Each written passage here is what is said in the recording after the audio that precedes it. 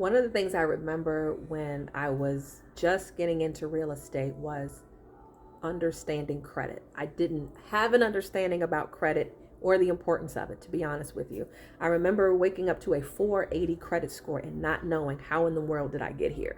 All right. So when life gets in the way, and it will, and it's okay, what you have to do is make sure that you are connecting with resources to make sure they know what they're doing. They know how to pull you out of that situation. When I had that 480 credit score, I had connected with a credit education company at that time, and that is how I started learning about credit. That's how I started learning and educating other people about credit. So yeah, I had to take the first step and make sure I knew everything about credit before I started sharing it with other people. Now, as a realtor and as a coach, it's super important for me to make sure that you all are getting everything necessary to make sure that you're thriving in your business, you're not stressing out about those 3 digits, and you're getting everything that you deserve. All right. So make sure we connect so we can talk a little bit more one-on-one about your credit needs.